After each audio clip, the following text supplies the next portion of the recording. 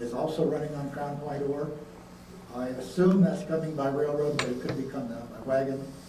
Pioneer Wagon Mill right next door is from the same mine.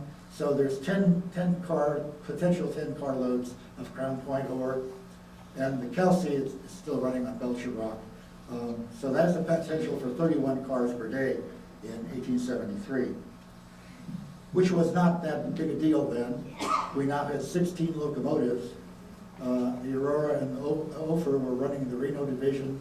The James was the Carson switcher. The Reno was in passenger service.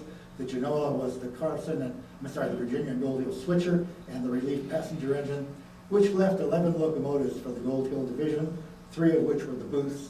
They now have 60 ore cars on hand and 92 ore flat cars on hand.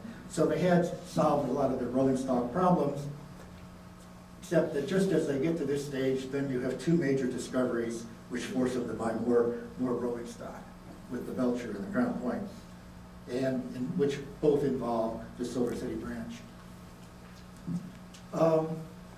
There were some problems. What this basically says was that the Nevada was running the first section down from from Gold Hill. It was switching at Silver City. The Comstock, which was running the second section, forgot the first section was there and ran into the back of the first section train. 3 ore cars on the front train were demolished and several flats hurt. The Comstock itself wound up 90 degrees perpendicular to the track. And that was the problem for the next 12, 14 hours before they could get the Comstock back and shape on the track.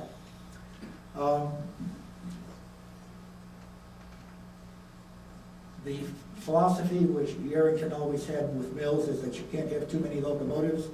At this point in time, Balker had 3 sick and disabled locomotives at the repair shop in Virginia City. I don't know what the other 2 were, but one was definitely the Comstock, because they tell us here that the Comstock injuries were so serious that several weeks will be occupied in completing her repairs. Okay, the Silver City branch operations in 1873, the wood deliveries for that year were enormous, as you can see. No wood went to the Bacon Mill, which I think is a record-keeping problem. They just lump that with the trench. But you notice the Kelsey got a large amount as well. Even these small mills wound up with a lot of wood, and the Buckeye Mine, which was just below Silver City, was beginning operations about that time. But you can see it was a big wood business, a lot of wood-loaded flat cars going down the hill. And my hypothesis is that milled lumber went down to here, which was called the lumber yard. There had to be a siding here, otherwise there was no way to store the cars without blocking the main line down to Silver City. Here you have a blow-up of the ore trestle. It's hard to see, but this is the head of the cordwood chutes. That is quite a bit this side of the track on the ore trestle. So there had to be a second spur in here for the loaded wood cars to unload their wood.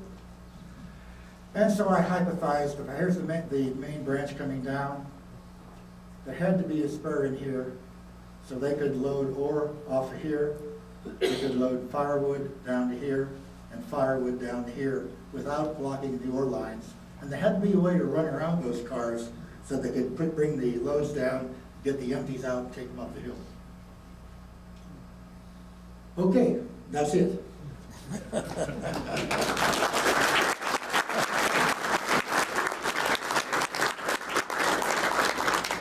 have no idea if we have time for questions or not. Are there any questions?